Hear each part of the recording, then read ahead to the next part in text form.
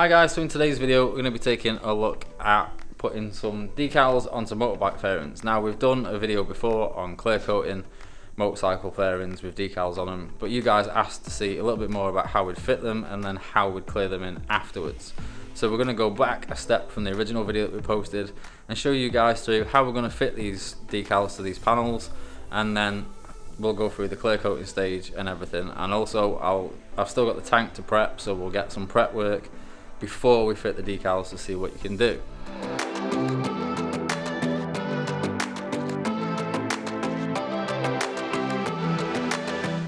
So these are the panels that we're going to be doing.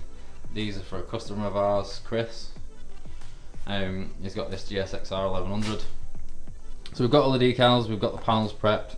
Now these panels have been based and cleared already, and then we've prepped these up with a P800 soft sponge that we've got over there. We did them wet and then prepped them all up so they're nicely taken back, all keyed up. So we've got the clear coat now.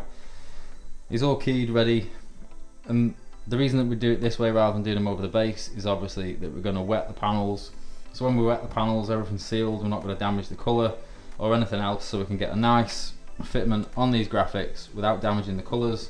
And then when we clear coat them in, we'll get a nice flow coat on the existing panel work, and we'll get a nice flow over the graphics as far as the graphics go.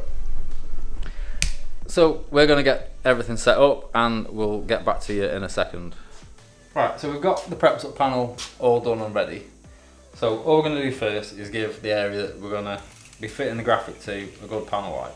I'm just going to wet the cloth, wet the panel, and we're going to do this at each stage. So we've got graphics to fit both sides and on each corner. So we're just going to run you through fitting the graphic on this section here, so you guys can get a bit of an idea on what we're doing, how we're doing it and why we're doing it. So just clean it up with some panel wipe, make sure everything's nice and clean before we start. Then we'll take a tack cloth because we don't want any excess lint or excess bits underneath the sticker when we apply the sticker. So we're just going to tack cloth this corner off, just make sure that's nice and clean before we fit the sticker. Right, so this graphic will fit around this corner, roughly like that. It's not the best sticker kit in the world that we've ever seen for fitment wise, so we might have to trim some of these areas once it's all fitted and once it's all stuck down. So the first job, we want to peel it back, but as we peel it back, we want to wet it down. Now what we've got in this bottle is just a couple of drops of fairy liquid along with the rest of the bottle full of water, but we're only talking like 2 or 3 drops for the bottle. Then we're going to make sure all the corners really nice and wet. So now when we apply the graphic, it gives us a little bit of a slide so we can move this round and get it leveled up before we start. Right, so we made it nice even gap there. So Mick, if you want to just hold that there. What I'm going to do then is use a felt squeegee just to start very gently pushing some of the water out. So as we start pushing this out, it's going to move slightly less. So you want to make sure that before you start pushing it out, you've got it in the right place that you want it. Now, with using water underneath it, we're going to end up with a really nice, clean, bubble-free finish underneath the graphics. But it does take a little bit longer for the graphics to dry through. Right, that's on that corner. So you want to push it out as much as you can. And then we've got a clean microfiber. We're just going to dry it off and push it all out to the outside, just to get rid of any of the excess. And we're being careful, so where we've got graphics like that were laid over the top, we want to be pushing not at them, but over them. A bit like when we're polishing a car. And just very gently push it all down. So you probably notice we've got areas like that where there are slight bubbles, but if we give this 10 to 15 minutes to dry through, and also where it's going around the curves of the fairings here and it's a bit bubbly, what we can do is leave that for a little while, let that dry through, and then once the water underneath's dried through, the adhesive will have no problem with going down, sticking down, and then staying down. Some of these little areas you might need to warm with a heat gun slightly, just to shrink it a little bit because of the curve of the fairing, and then you can just push those out with a squeegee a bit later on.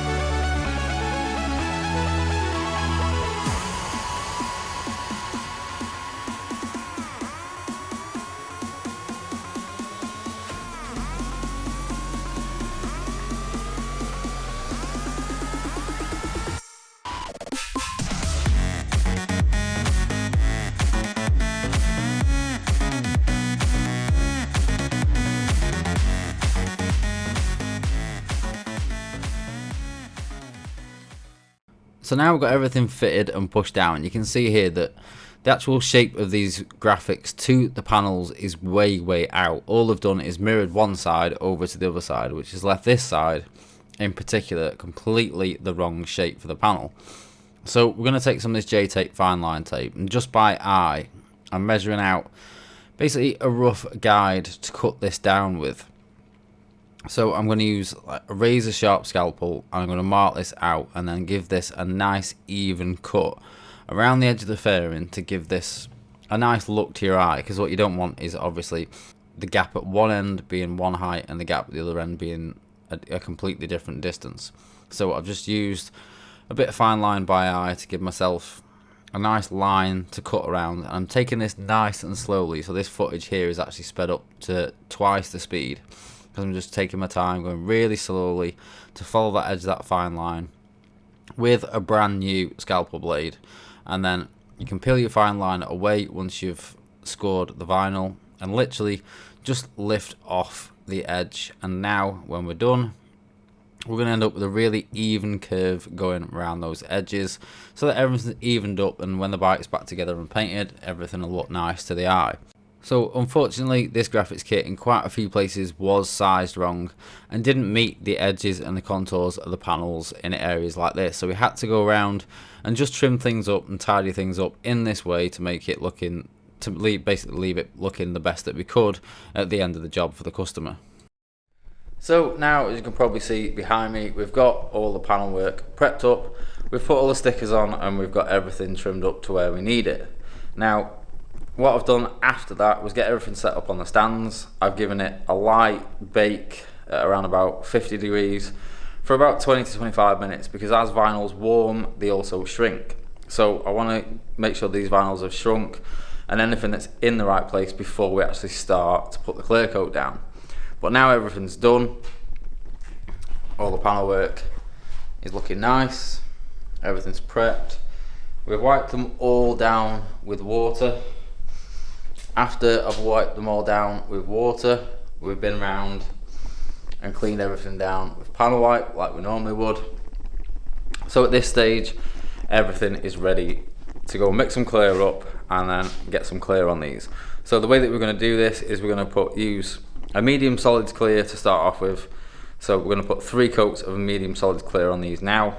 Then in a week's time, we're going to flat these down, and then we're going to use a nice ultra high solids clear and flow coat these so that it'll give a real nice good finish on these panels. So I'm going to go and get some clear in the gun, and I'll meet you guys back here in a second.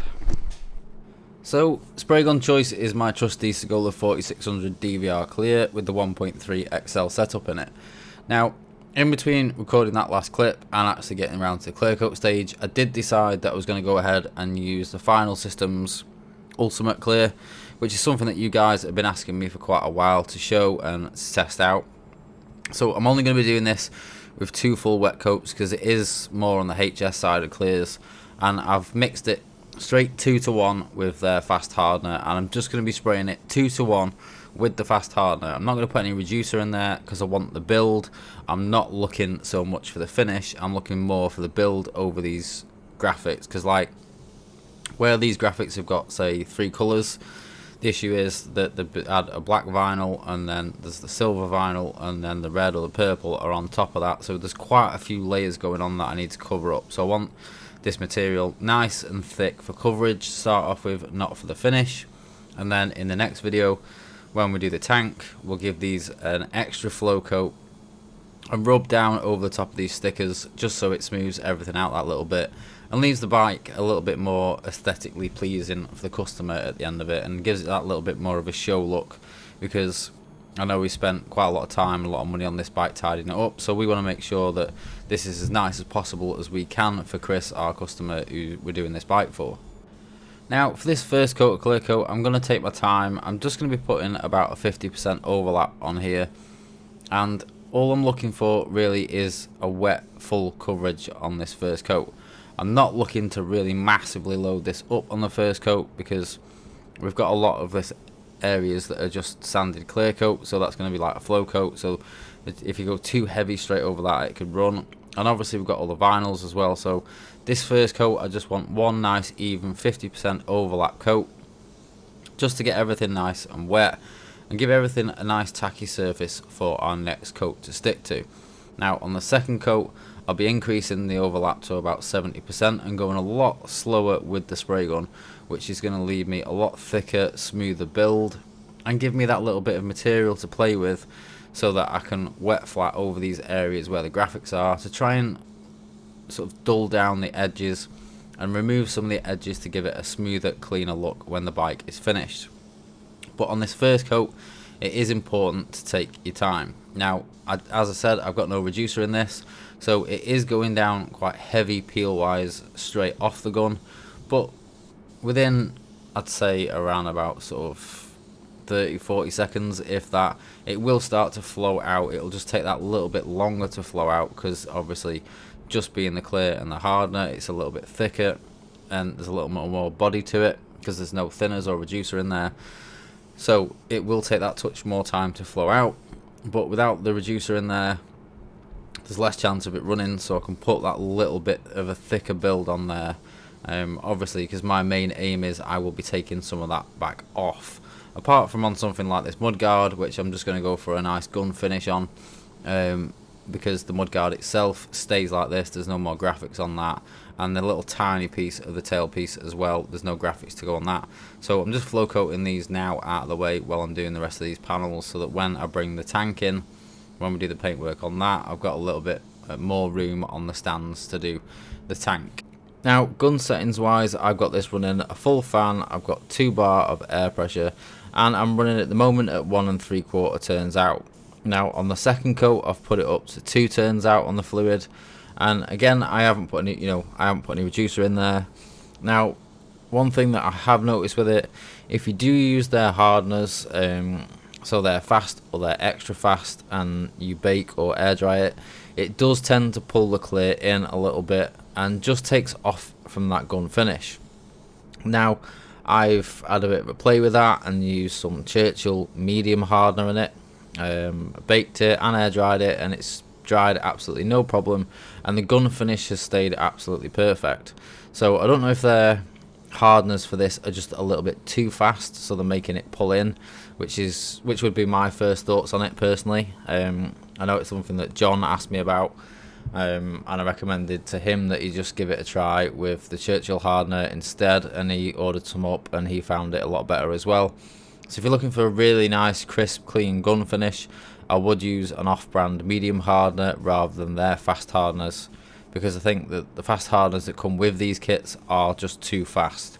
I had a few jobs where they looked really nice, and then I baked them off and they'd really pulled in, and then I tried some medium hardener that I had on the shelf on an Astra that I did the other week, and it went out absolutely gun finish, and with the medium hardener it didn't pull back at all. It was absolutely perfect off the gun finish. There was just like 2 tiny little nibs that I had to take out the top of the quarter panel, and it went straight out as it was. So I think again, for quite a budget price clear coat, it's a nice clear coat, but personally myself, I don't trust the actual hardeners that come along with this. I just think they are a little bit too fast and sped up a little bit too much, which does make it pull in that little bit. And obviously if it starts pulling in when I've got a really nice wet gun finish, then that's going to mean I'm going to have to do a full polish, which for me, is actually going to cost me time rather than save me time. On a job like this, I had no issue using their fast hardener in this, because as far as this job goes, 1, I'm not going to bake it, 2, it was quite a cool day, so the chances of it pulling in is going to be pretty slim, and it's also all going to get wet flat anyway to be flow coated, so if it did pull in a touch on this job, it's not going to be much of an issue. But I just thought I'd show you guys and give you guys a little bit of thoughts on what I found with this clear coat so far and how it's been working for me at the shop. Now you'll probably notice that I've only been doing a light tack off on these because I've already been around before I started shooting the clear coat stage and tacked all these off. I'm just going around the edges of the stickers like here, just making sure that there's nothing from the cloths or the wiping down stage that's stuck to any of the edges of the stickers. It's quite easy, like in areas like that fibres will stick to the edges of the stickers, and the graphics, and obviously we don't want then to seal them in with the clear coat, so I'm just giving these a second tack off as I'm going along, just to make sure that everything's nice and clean before I start putting this first coat of clear down, just to really help try and keep them as clean as possible, because with obviously us putting clear over the clear on this, if we get any odd bits that are a different colour, it's going to show through. And I want to flow coat these properly again to try and bury some of these graphics a little bit more, because like that GSXR logo at the top is 3 layers thick, so 2 layers will give it a nice coat, but if we put 2 more layers of a really nice UHS clear over the top, it'll give it a real good nice seal on those graphics and leave everything a little bit smoother to the touch, which obviously as well will give the bike a little bit more of a nicer look when the job is finished, which for us, as you guys know, is what it's all about. It's about the end result at the end of the job looking the best that we possibly can get it.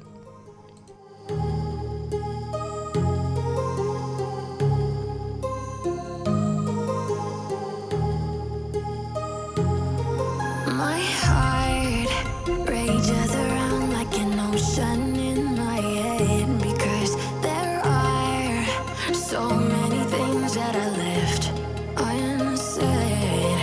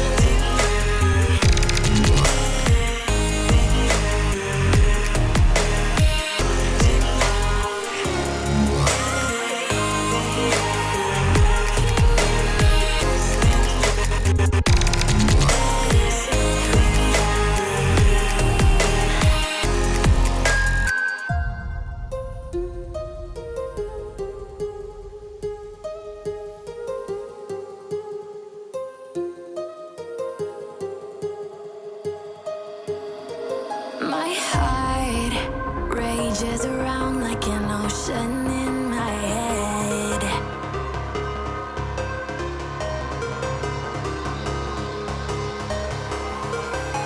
I can almost feel you walking in the distance, but I know that it's not reality. If you are echoing around inside these parallel dimensions